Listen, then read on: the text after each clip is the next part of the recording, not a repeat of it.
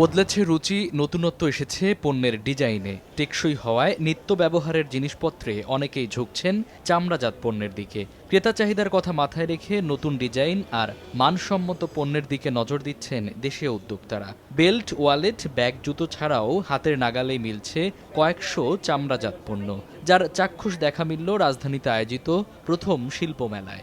Extra কোনো কিছু polish করছি না, যা আছে আমরা সেটাকেই জাস্ট আমরা প্রসেসিংভাবে নিয়ে আসতেছি এবং আমরা নিজেরা ডিজাইন করছি।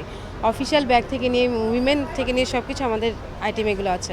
আমরা কিন্তু ডিজাইনের কারণেই একটুখানি পিছিয়ে পড়ছি। পাশাপাশি আমরা কিন্তু এই চামড়াজাত পণ্য শুধুমাত্র ঢাকা কেন্দ্রিক তা না, আমরা কিন্তু সারা বাংলাদেশে এখন ছড়িয়ে ফেলতে পারবো। লেদারের জায়নামাজ করছি অলরেডি, এটা আমরা ভালো সাড়া পাইছি। লেদারের জায়নামাজ, এরপরে লেদারের টুপি। দেশীয় পণ্যের উপর আস্থা রাখছেন ক্রেতারাও, তবে দাম নিয়ে রয়েছে মিশ্র প্রতিক্রিয়া। দেখতে যেরকম সিলাই বা এদের ফিটিংস ইত্যাদি এগুলো খুবই উন্নত মানের মনে হচ্ছে।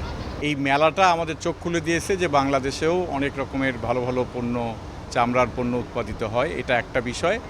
আর আমার কাছে মনে হয়েছে দামেও যথেষ্ট রিজনেবল। ফিনিশড লেদারের মূল্য সহনীয় পর্যায়ে এবং ব্যাংক ঋণ প্রাপ্তিতে ব্যাংকগুলোকে আরও দায়িত্বশীল ভূমিকা রাখার আহ্বান উদ্যোক্তাদের। লোনটা যদি একটু সহজ হয়, তারপরে সরকার যদি আরেকটু বেশি প্রচার করে, এই জিনিসগুলো এফেক্টিভলি হলে আমরা দেখা গেছে আরও ভালোভাবে কাজ করতে পারবো। আমরা যে শিটগুলো কিনি লেদারের, ওটা যদি কস্টিংটা আরেকটু মিনিমাইজ করা যায়, তখন সেই ক্ষেত্রে আমরা ফিনিশ গুড তৈরি করলে ক্রেতা সাধারণ আরও কম প্রাইসে নিতে পারে। বিশ্ববাজারে যেখানে চামড়াজাত পণ্যের বাজার প্রায় 22,000 কোটি টাকা, সেখানে বৈশ্বিক বাজারে বাংলাদেশের অবদান মাত্র 0.46%। মামুন আবদুল্লাহ, সময় সংবাদ, ঢাকা।